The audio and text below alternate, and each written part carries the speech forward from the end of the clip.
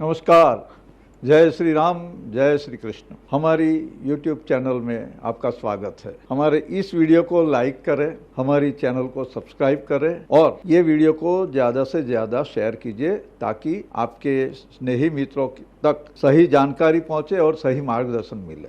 अगर आपको हमारा ये वीडियो पसंद आता है, उससे कोई अच्छी जानकारी मिलती है और आपको अच्छी फीलिंग आती है तो स्क्रीन पर दिए गए QR कोड पे अपना योगदान अवश्य दीजिएगा। हमारे प्रधानमंत्री अंतर्राष्ट्रीय समुदाय के सामने बार बार हमारे देश का नाम इंडिया के बजाय भारत क्यों बोलते हैं, इसके पीछे क्या राज है, चलो इसके बारे में बात करते हैं। बात है 60 के दशक की, 1960 के बाद के समय की। उस समय अहमदाबाद में एक बड़े मूर्धन्य विद्वान लेखक और अध्यात्मवादी महाशय थे।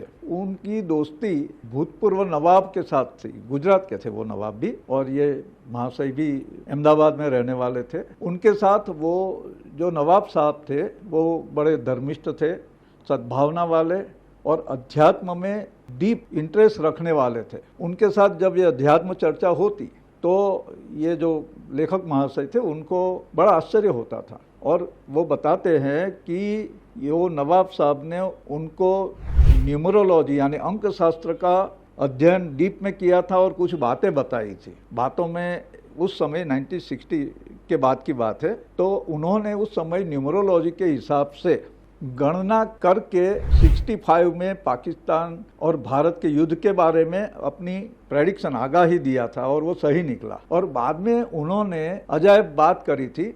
वो जो लेखक महाशय, उन्होंने उस टाइम के न्यूज़पेपरों में अपने लेख में प्रकाशित की थी और साथ में अपनी एक किताब में भी उसका डिटेल में लिखा है। तो वो बात, अजायब बात ये थी, वो नवाब जो है उन्होंने बताया, न्यूमरोलॉजी का स्टडी बहुत किया था, तो बोले कि हमारे देश के लिए इंडिया शब्द अशुभ है और भारत शब्द शुभ है, इसलिए हमारे देश के लिए एक ही शब्द रखना चाहिए और वो है भारत। इंडिया शब्द में अशुभ अंक आते हैं और वो जो अंक है वो दुख, दरिद्रता और संकट लाने वाले अंक है, जबकि भारत में जो अंक आएंगे वो शुभ है, वो धन, संपदा, लक्ष्मी और संपन्नता लाने वाला है। ये शब्द वो नवाब साहब के थे जो हमारे मूर्धन्य लेखक को बताए गए थे। ये महाशय ने ये सब चीज़ें अपनी डायरी में लिख ली, फिर उसके ऊपर चिंतन किया, मनन किया,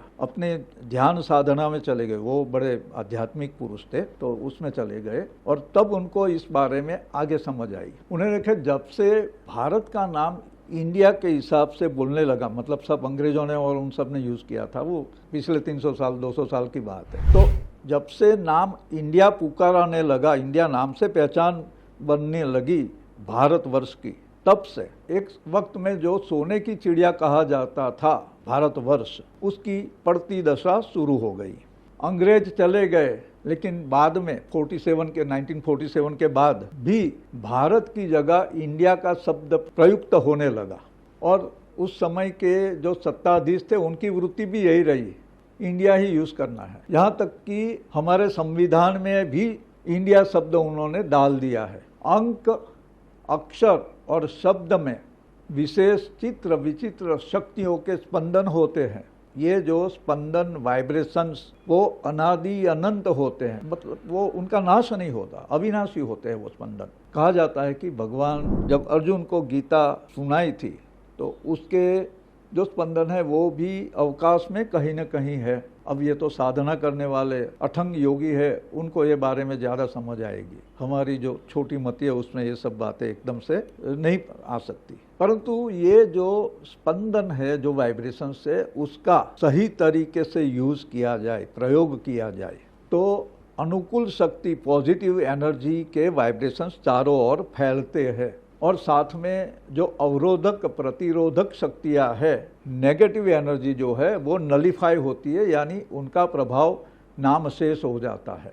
जिन लोगों ने इसका गहन अध्ययन किया है वही लोग ये बात समझ सकेंगे कि शब्द में क्या पावर है। बोला जाता है एक शब्द ही मारता है और शब्द ही जिलाता है। एक शब्द से किसी को जीवन मिल जाता है और एक ऐसा शब्द जिससे राम को वनवास भी हो गया था, यानी मृत्यु तक पहुंचा देता है। आघात से लोग, शब्दों के आघात से कई लोगों के जीवन में भूचाल आ जाता है, या एक ही शब्द से कोई कहां से कहां पहुंच जाता है। मंत्र शास्त्र में इम ये काम बीज है। सभी इच्छा कामनाओं का उद्भव इम बीज से होता है। इम यानी शक्ति। इसके साथ में अगर डिम बीज जुड़ता है तो वो कामनाओं का ध्वंस होता है, क्योंकि डिम बीज अघोर संप्रदाय का, अघोरी विद्या वालों का दारुण और विनाशकारी बीज माना जाता है। और इसलिए इंडिया शब्द में इम और डिम साथ में जुड़े हैं। इंडी ये वाइब्रेशन से घोर संकट, दारुण पीड़ा, व्यथा, आंतर कलह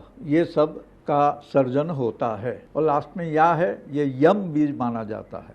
यम ये वायु बीज है। और वायु का जब प्रभाव होता है, हम जानते हैं चक्रवात आते हैं और टॉर्नेडो आ जाते हैं। वो वात चक्रवात, बड़े बड़े विनाशकारी चक्रवात आते हैं, हमने देखे हैं, समंदर से आते हैं, अपनी पृथ्वी पर कितना विनाश डालते हैं अपने समंदर के किनारों पे। तो ये जो वायु बीज लास्ट में आता है वो संपत्ति का और लोगों का विनाश करता है। ये गहन अध्ययन करने वालों के समझ में आएगा। बल्कि ये बात हो सकती है शायद हमारे प्रधानमंत्री श्री नरेंद्र मोदी जी के ध्यान में उस समय में आई हो, कहीं उनके मन में कहीं न कहीं से ये बीज आया हो, और बहुत सारे लोग थे मूर्धन्य विद्वान को जानने वाले, और ये बातें हुई होगी। और फिर इंडिया नाम का जो प्रयोग होता रहा है अभी तक, उसकी वजह से कितनी परेशानियां हमें झेलनी पड़ी है। और इसके पर हो सकता है उन्होंने विचार किया हो, बहुत सारे अपने देश के जो शुभ सोचने वाले लोग हैं, अच्छा सोचने वाले, उन्होंने भी ये समझ लिया हो। अब सब जगह पे इंडिया की जगह भारत का प्रयोग होने लगा है और हमें आनंद है, खुशी है। लेकिन ये जो बात है, ये आज से कई साल पहले यानी 60s में ये बात सामने आई थी और कई लोगों को उसके बारे में पता था। तो आज हम ये बात आपके सामने रख रहे हैं कि हमें सबको चाहिए, जो भारतीय है, चाहे वो भारत में रहते हो या विदेशों में रहते हो, लेकिन अपने देश का नाम हमने भारत बोलना है और सब जगह पे भारत का प्रयोग करना है।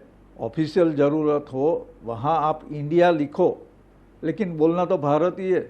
बातों में जब भी प्रयोग करो तो भारत बोलना है। आशा है कि आपको हमारा ये घटस्फोट है, थोड़ी रहस्य की बात थी, मंत्र शास्त्र भी अंदर आ गया है, थोड़ा सा न्यूमरोलॉजी भी आ गई है। नंबर हम इसमें लिखते नहीं है, लेकिन बात ये है कि ये रहस्यमयी बातें हैं और शब्द का प्रभाव तो होता ही, इसलिए भगवान का नाम स्मरण करने को बोला गया है। कोई भी चीज़ का आप जब सतत स्मरण करते हो तो वो चीज़ आपके सामने होती है। मन एव ही मनुष्याणम कारणम बंध मोक्षयो, तो बंधन और मोक्ष मन से होता है और मन शब्द से उत्तेजित होता है।